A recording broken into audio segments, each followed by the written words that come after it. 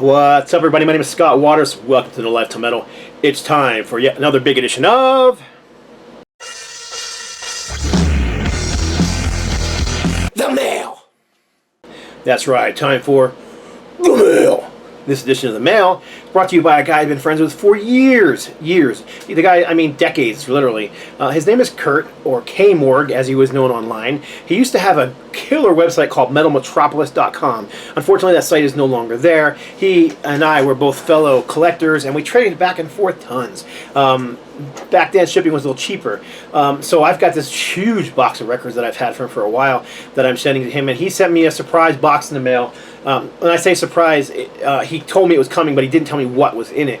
So I've got this box of, I assume, records here that's going to be opening. Here's the box. And let's get right into it.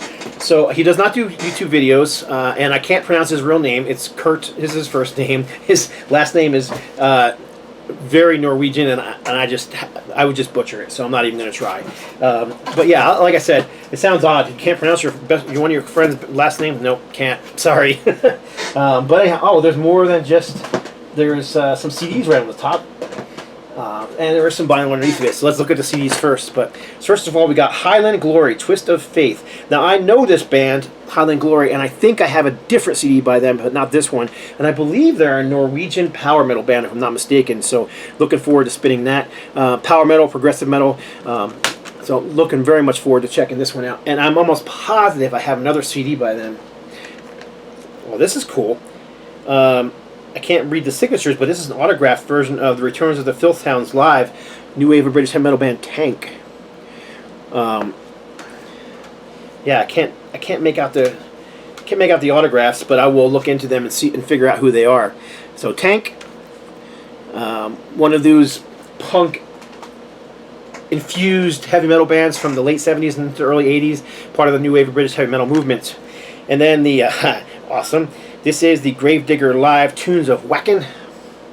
This is probably European style DVD, so it won't play in a regular DVD player, but it will play in a computer DVD player. So looking forward to checking this out. And I gotta admit, I don't have a whole lot of time to watch DVDs. I have a big old collection of them, and I've seen nearly all of them at least once. Some of them, more than once. But what I tend to do a lot of times with DVD is put them on and listen, and then occasionally glance up and look at the video. So, but regardless, Tunes of War. It's got some extra bonus stuff on here, so looking forward to checking that out. And then this is Ritual, the Hemulic Voluntary Band. No clue. It's on Inside Out, so I'm going to assume it's some sort of progressive metal or progressive rock, just because of the label that it's on. But I don't know this band at all. Maybe some of you can tell me a little bit about Ritual, the Hemulic Voluntary Band. Ritual. Okay, so that was all the CDs I saw, at least on the top. There are a couple of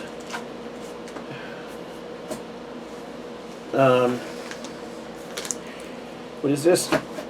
Oh, this is an Ace Frehley single, 12-inch single. This is Into the Night and Fractured 2 with Breakout, so a 3-song single. It doesn't have a cover on it, so I think the cover for this was just a black single with a hole through it. So that's very cool. I'm gonna check that out. And there's the vinyl, and I'll see if I can find a cover for it. Like I said, it was just a generic cover. And then this one, I don't know if we just put it in as a stiffener or if it was actually just didn't have a cover and he threw it in for the heck of it. But this is the Queensryche first EP. This is one of the EMI pressings of the first EP. And then after that, there is some vinyl in here with actual covers. Quite a bit of vinyl in here, actually. Wow. Okay, let me go through these, otherwise this is going to be a mega long video. Alright, so what do we have in here? Looks like the vinyl and he took all the vinyl out of the... So you got Crocus, One Vice at a Time. This looks to be, let's see, trying to figure out where it was manufactured from. It's on Polygram. I don't see a pressing plant on here anywhere. Arista Records. This is a UK pressing of Crocus, One Vice at a Time. Many hold that to be their best album. I don't know. I like a lot of Crocus, but yeah, it is a really good album. It's actually the album that made me a fan. Long Stick Goes Boom, which is very AC/DC-like track, but when I was in high school, man, I played that song over and over and over again. I also loved their cover of American Woman back in the day. So, all right, this next one, I have no idea. Now, I recognize one of the faces on the cover, but I don't know what this album is. So this is Rehearsal for Reality. No idea. Like I said, this is RM Music. So this is Royal Music. So this is the label that put out stuff like Swedish bands, Leviticus. A lot of their stuff was on Royal Music. But I recognize that photo. That's Larry Norman for sure. He was part of that whole Jesus music movement and did the songs Why Should the Devil Have All the Good Music?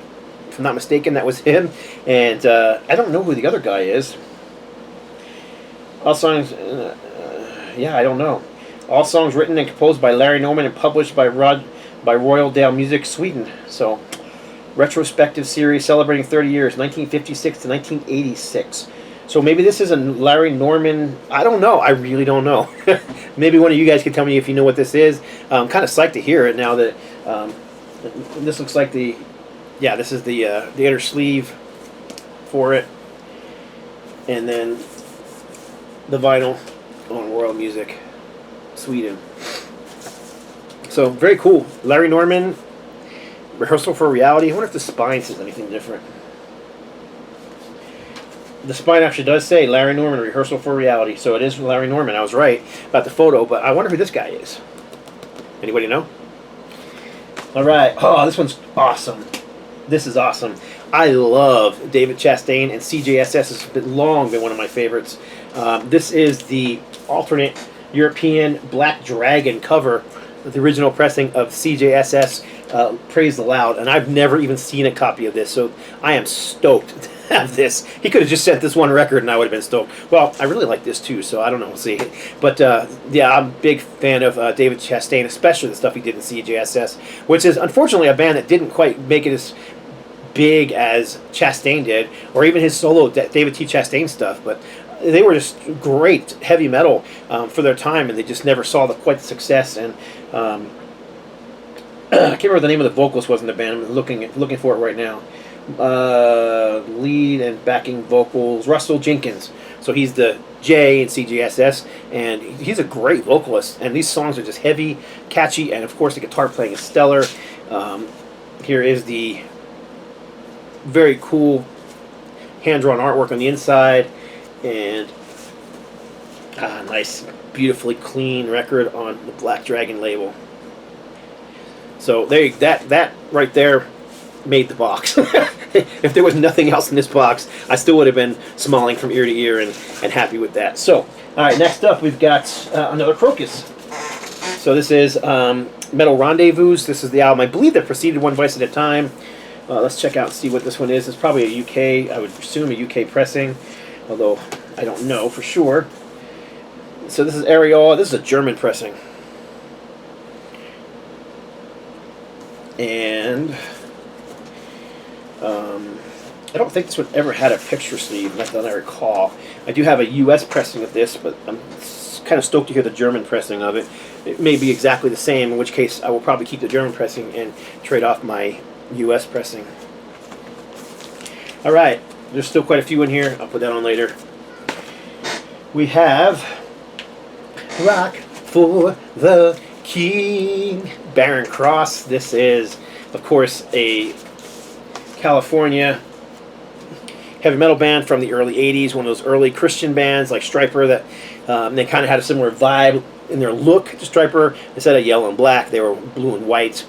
They kind of dropped that look after this album and went for a more straightforward metal look. A lot of people compared them to Iron Maiden at the time. I don't know, I guess they had, I mean, they're both metal bands, so yeah, you got that going on. But the biggest thing you have going on was Mike Lee, who now goes by Michael Drive. Mike Lee's voice, who had a similar vibe to Bruce Dickinson. I've always thought that it was cool, the picture of him with the flying V acoustic guitar. I've heard a lot of people mock them because of that picture, though, but whatever. I loved the 80s and the over-the-top costumes and look. It was a showmanship, and I so appreciated the showmanship at the time. Something that disappeared kind of with thrash metal, which of course I love thrash metal, but even more so with grunge and whatnot. And it became, from putting on a performance on stage and wearing costumes to standing on stage in your street clothes, staring at your sneakers and not moving. So anyhow, that's a great record, really, really great record, and it is a Star Song pressing, which I'm sure it's got to be U.S. pressing. No, it is not. It is a UK pressing. So this is a Star Song UK pressing. Even the little inner sleeve says "Made in Great Britain," so that's cool. I'm a huge fan of Barren Cross. I've got everything from them. I didn't have a UK pressing. I do have a US pressing of it, but my US pressing is signed. That copy will never be signed. I'll keep it unsigned. Okay, there's still quite a few records in here, so I got to keep going.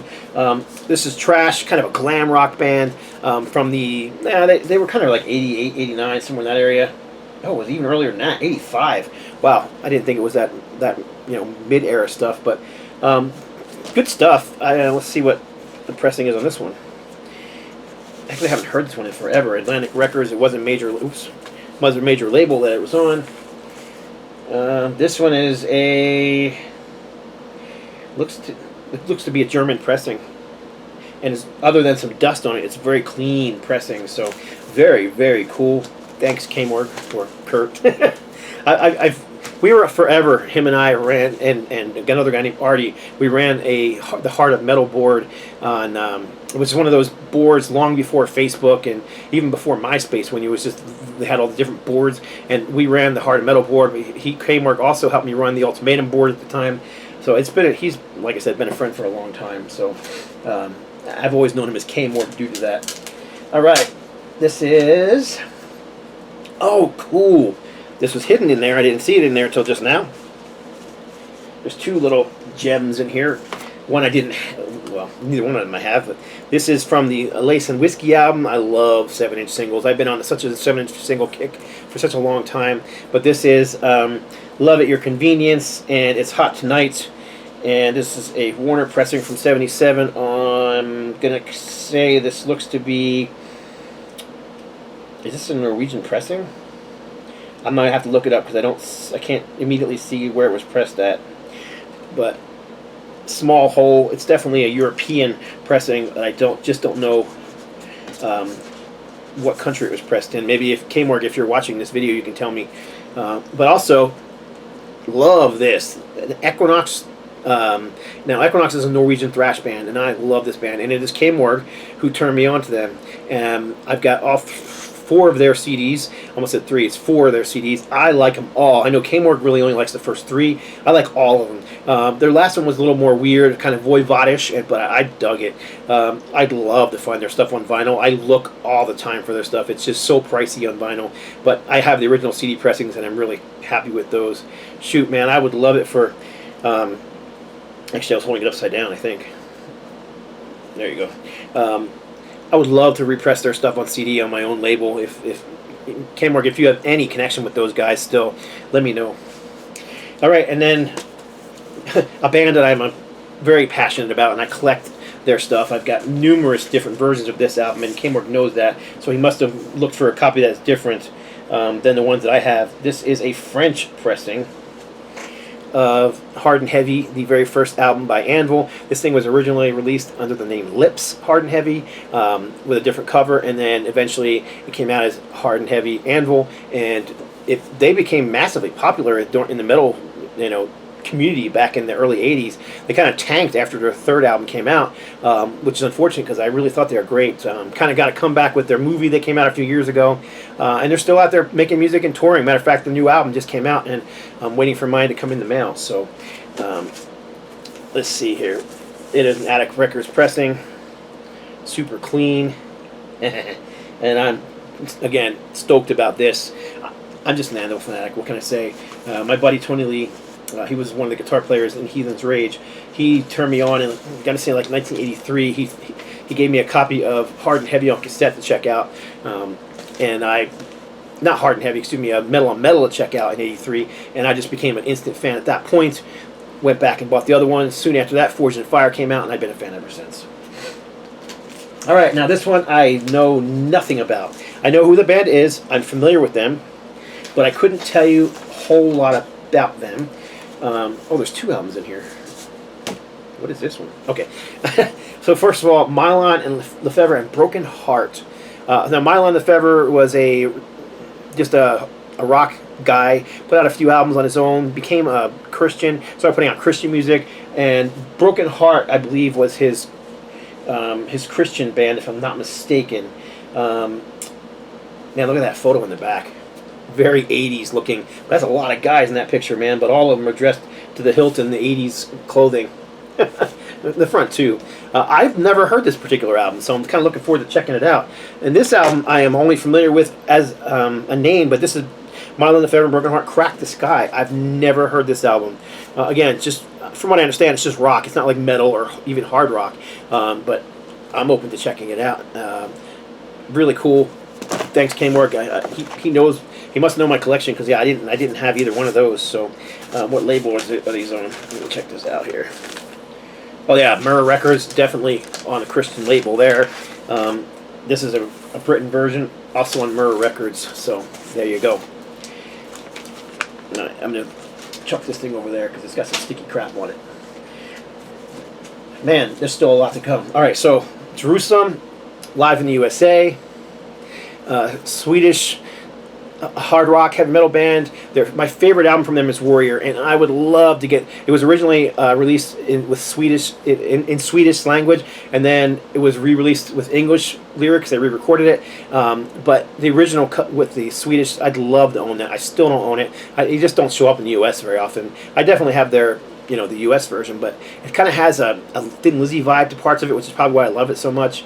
These guys just have always kind of remained, a hard rock band. They kind of went a bit, little poppier in the '90s, almost like U2 influence. But then again, they also had some heavier stuff like Dancing on the Head of the Serpent. So never really what I would call a heavy metal band, unless you consider them like a '70s hard rock or heavy metal band. But still a great band. This is a live album. And I actually got to work on this and do the CD repressing of this several years ago, so that's very cool.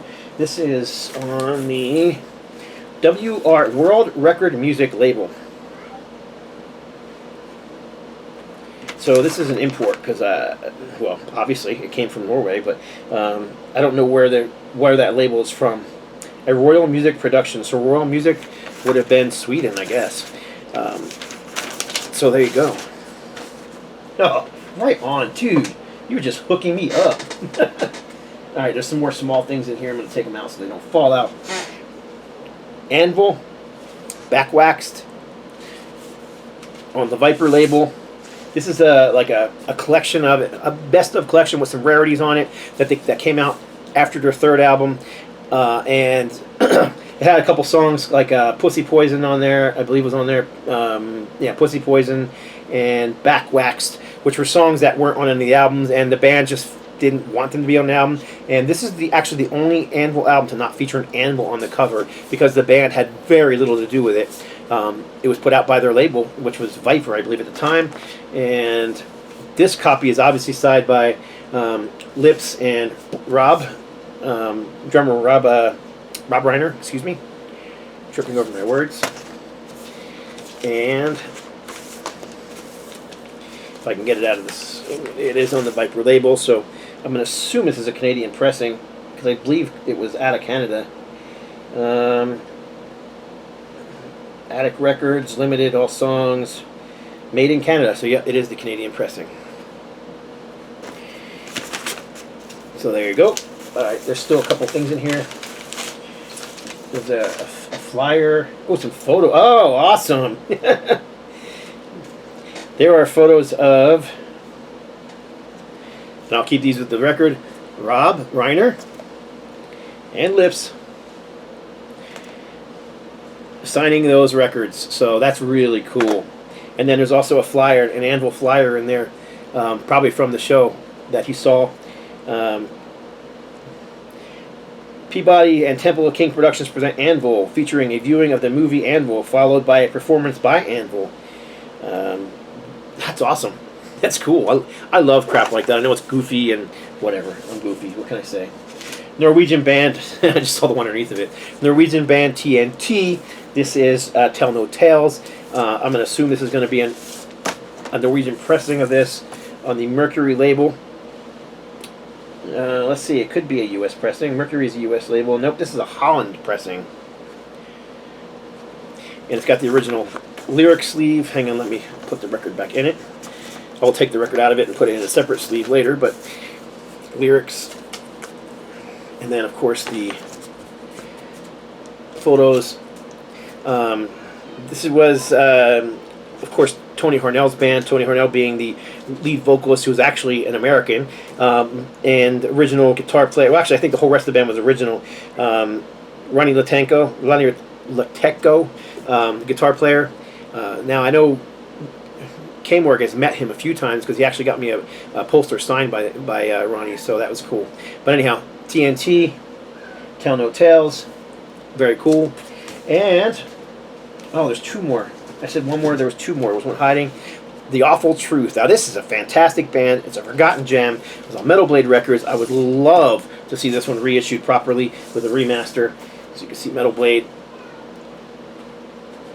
I don't know who owns this thing, but man, I would love to see it re-released. So who are Awful Truth? Awful Truth is Galactic Cowboys before the Galactic Cowboys. So it featured two of the members. So you've got, where is it at? Marty on here, bass player Monty Colvin, and drummer Alan Doss. And both those guys do vocals as well. And the guitar player in this band, who did not move on to be with the Galactic Cowboys, is David Van Olserking. Yeah, I'm looking for the name on here. Yeah, Ollerking. You can see his name right there in the credits, Ollerking. And he did not move on to be with the Galactic Cowboys, but it does have a sound that's kind of similar. It's that, Texas heavy metal meets groove with Beatlesque vocal harmonies kind of thing going on. It's really, really well done. This thing is really hard to find on vinyl and CD these days because it's not ever been repressed, as far as I know. I would love to see that done, so I'm hoping that'll happen in the future. But regardless, The Awful Truth. This is a Metal Blade pressing. I didn't notice what country it came from, but I'm going to assume it's probably Metal Blade UK. And finally, this is definitely a glam band. This was an LA band. They won because of awards and were on like radio station compilations. And I think this was the only full-length album that they did. They definitely looked the part, as you can see. And there you go. I actually have this on CD. Don't have it on vinyl. So this is RCA. This looks to be this is Simmons Records. So this is a Gene Simmons deal. So it was distributed by RCA, Simmons Records, and this came out in, it had to be like 88, 89, somewhere in that area. I'm trying to see where it was pressed at, and I just don't see it. Oh, USA, so this is actually a USA pressing. So this thing went from the USA all the way to Norway somehow, and then back to the USA. So there you go. That is my, I think that's it. It's just a lot of packing in here. That's all I see. Just a lot of packing on the bottom. So that's it. So that's my The Mail video. Thank you very much, K-Morg, Kurt.